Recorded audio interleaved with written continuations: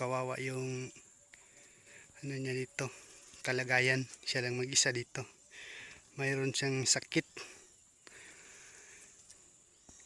Magandang hapon mga idol. Nandito po tayo ngayon sa Hiyab-Hiyab mga idol. Tara, samahan nyo ko, puntahan natin yung maliit na komunidad dito mga idol. Ito sa lugar na Hiyab-Hiyab mga idol, mayroong isang maliit na community mga idol na nakatira dito na mga katutubo. Yan po ang inyong makikita, yan yung mga bahay. Tsaka mayroong maliit na bahay dyan sa taas. Yan. Tsaka ito yung ibang mga bahay dito. Mayroong mga bahay ng mga katutubo. Titingnan natin kung may tao dyan sa taas. Aakyatin natin. Ayan mga idol. Mayroong ano dito sa taas, yung kubo. Puntahan natin mga idol. Tayo, aakyatin natin. Delikado yung daanan dito mga idol. Paakyat. Kita nyo naman yan. Paakyat tayo. Yan yung kalasada sa baba natin. Ayan, paakyat tayo dito. Titingnan natin yung kubo dito. Yung nahiwalay, siya lang isa. Mag-isa dito na kubo mga idol. Yan. Ayun. Kubo. Paakyat na tayo mga idol. Yan yung maliit na kubo. Ayan. Ayan mga idol, ito yung maliit na kubo. May taong tira dito. Ayan mga idol. Yan, kawawa yung tsura ni tatay. May sakit na siya. Siya lang mag-isa dito sa maliit na kubo. Kawawa yung ano niya dito, kalagayan. Siya lang mag-isa dito. Mayroon siyang sakit. Kaya Masunod na nakapigpik-pik Punto na tambahan abang kuha na karoon yan. Nakakak ang ginawa. Hindi siya ang ginawa. Yun ano daw yun mga idol. Mahihirapan na siyang huminga. Doon. 2 taon na daw siya na nakatira dito. Simula nung magkasakit. Doon tambay no? Umada ba makawago tamba ako kung andi sinayoy. Pag uy man bag andi no pilahay ra maka. Kapag ka-check up, ano? Hindi ka tagod hospital Lorito. Galing na daw siya sa hospital sa Lorito mga idol. Pero walang findings. Kuha na yan, TV man. Pero wala ko bag arang-arang ka. Arang-arang. Na kung bag sa kalpig buhay at tamba no. Anong gud buwan. Tumarpo. Sikan kan pagka wala sikan karon niya pa. Abali siya to ginawa ko to. Hangak. Kadwa ko to sakit uto. Ang basta apil ra tag bigtaw kada ka sakit. Tuiran on. Yan. Kidney mabuhat na ko na koy. Yan mga idol, nahihirapan daw siyang huminga. Tapos sakit yung pag-ihi niya. So, wala na siyang gamot na iniinom. Kaya siya lang mag-isa dito nakahiwalay. Sana yung mga kababayan natin na may magandang loob, yung may mga puso na tumulong, sana matulungan si tatay dito sa kanyang kubo. Siya lang mag-isa. Pwede niyong puntahan dito sa may Hiyab-Hiyab patong Bunlak. Pwede kayong kumontak sa akin para matulungan naman si tatay. Kawawa yung sitwasyon niya dito. Siya lang mag-isa. Nakahiwalay na siya dito sa taas ng bundok. Yan, kita niyo naman yung paligid ng tinitirahan niya dito. Yan. Yan yung kalsada. Tapos may mga kasama pa sila dito. Ayan, ito yung kubo na tinitirahan niya. Maliit lang. Yan.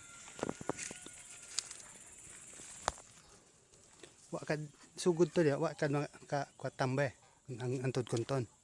Sugod to kanda po ka unang ko. Wala dyan baka ko. Matagal-tagal na daw siyang walang iniinom na gamot mga idol. Nakag makapano. Baka ako sa pakapano ba ko yan. Kani. Patak bag arang-arang da pero kano si Tera, listen agi. Kasi dili ka tat obos galing ka sa marami ag pilahin ng minuto malay ko kasi makaagi. O kaya hinadaw ko dito at matuhot ko din. Hot na ginawa. Yun mga idol.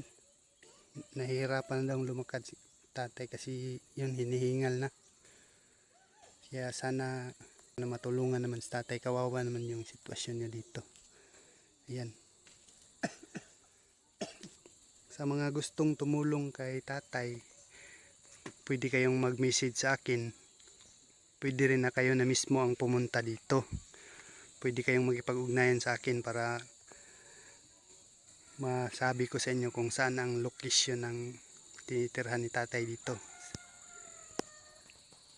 Ayan.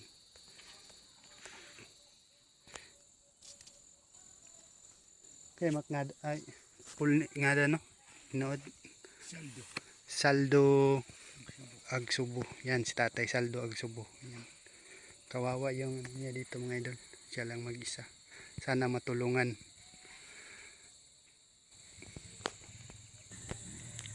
Ayan, magpapaalam na tayo kasi dumaan lang ako. Napansin ko kasi mga idol, yung nahiwalay dito na yung mga tao doon sa baba, sinasabihan ako na videohan mo yung tao doon sa taas kasi ito nga, kawawa yung sitwasyon na dito. Sana matulungan. Mga idol, magpapaalam na ako. Kuad, sidom na sin ma'am ni tatagad sa boss. Maka Bigat mama bag. diad likat. Suri-suri wag. Ayan, pababa na ako mga idol. Paalam na tayo katatay. Kawawa yung sitwasyon niya dito. Sana ay matulungan.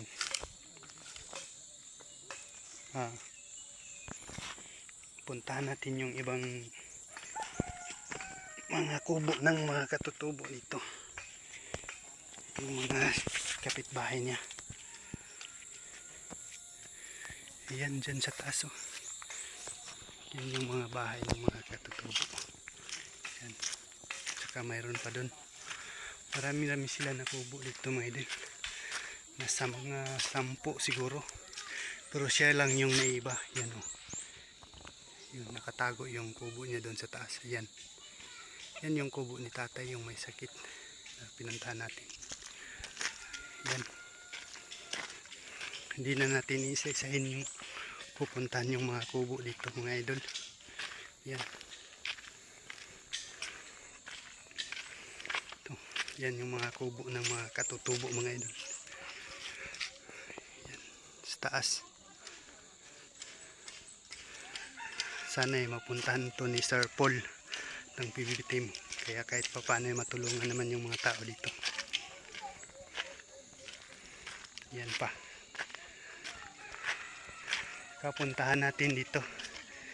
May katutubo dito na nangangailangan ng tulong. Ayan oh. Sana Sir Paul, tulungan niyo yan. Oh, kawawa naman oh. Dito lang yan nakatira sa waiting shed. Walang bahay. Sana matulungan niyo. Yan pa oh. Nandun yung pinuntahan natin mga idol. Yun. Yung kubo ni tatay. Yan sa taas. Sana ay matulungan. Ito yung mga katutubo. Yan. Yan o. Oh, ayan. Shout out. Tapos dito. Oh. Ito daw yung may-ari ng ano niya yun. Yung purok. Yan yung bahay niya. Walang dingding. Ito. Oh. Yan yung may-ari ng purok. Oh. Kaway-kaway ka no. Kanak, Oh. kanak katagian purok. Oh, yan yung may-ari daw ng purok. Kusikan. Pinangyak o pinangyak ko. Ayan. Kinahanglan tabangan ko kay wala ko'y balay nga guwapo kadturang purok ipabalay sa ako ah. Ayan.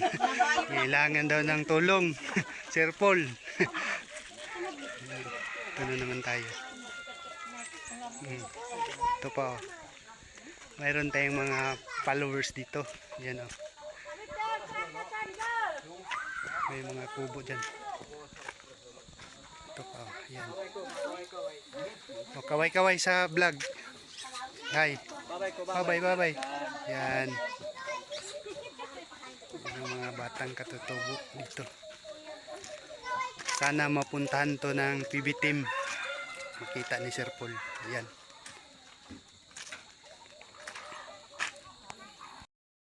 So hanggang dito muna yung aking vlog mga idol. Ayan.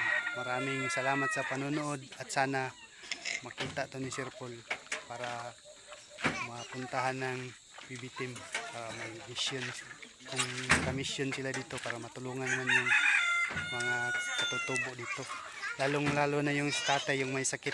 Kawawa yung sitwasyon niya mga idol, wala pang gamot, wala pa siyang iniinom na gamot, nangangayayat na. So maraming salamat sa panonood.